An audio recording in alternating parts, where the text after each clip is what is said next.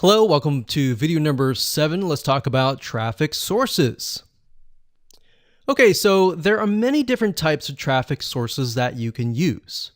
Some people will recommend Facebook ads, but to be honest, Facebook ads are actually one of the hardest routes that you can take because you are going to need to have complex funnels to convert your traffic. So in other words, think about it. People are on Facebook not to buy. They are on Facebook because they're trying to figure out what their friends are doing, right? Or they're trying to socialize. So with Facebook ads, you have to put them into a funnel. You have to bring them back to kind of your product or the niche that you're promoting and go from there. So you're going to need to have a little bit more complex funnel. So sometimes you'll need to send them to an article. From that article, you can retarget them and blah, blah, blah. That sounds a little bit more complicated to a newbie. So that's why we're not going to use Facebook ads. Then you can have what we call pops or pop unders. And what these are, can you imagine, let's say, for example, that you go to a fun website and then you're going to have a bunch of websites that pop under, maybe in a different tab. Maybe if you're using a mobile device, it pops under. So the reason why these work still is because they're not intrusive. If they were pop-ups and they popped right on top of somebody's browser, then yes, those would be very annoying and very intrusive. And the reason why this works is because somebody is searching for something and it pops up and pops under. So a lot of times they won't even know it's there until they exit out of their current browser.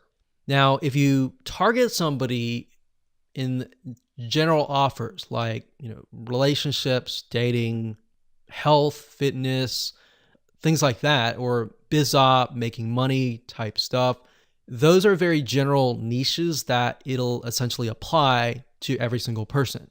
Now, if we think about, let's say, a philosopher called Maslow.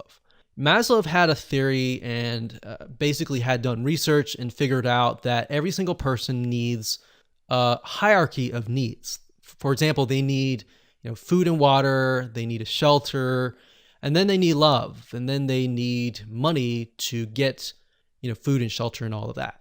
So because of that, if you have a generic audience, you can essentially promote very general offers and they most likely will convert. Now, remember, you're promoting a very general offer to a very general amount of traffic who maybe they're not searching for a very specific thing. So some things will convert, some things won't. It's just part of the game. All right. Now, some traffic sources for pop unders is popads.com, popcash.net. And these are some of the ones that we have used. In fact, we'll use pop ads as an example in the next video. And we'll show you how to set up a campaign and all of that. So let's go to these sites and we'll show you around.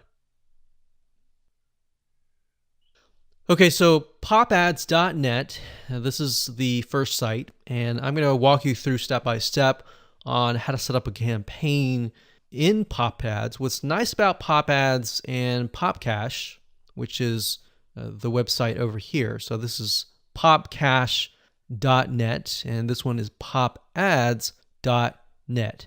So it's not popads.com. If we mentioned that before, it is not. It's actually the .net.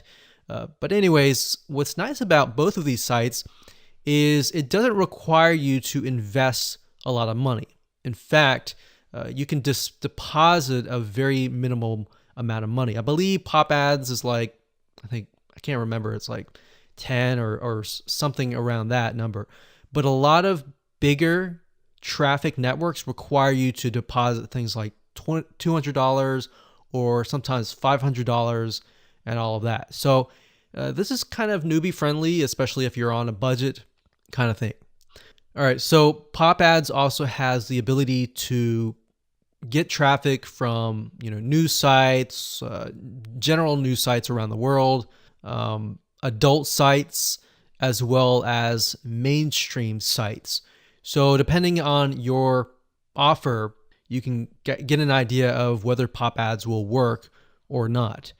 All right, so with that said, let's move on to the next video, and I'm going to walk you through step by step.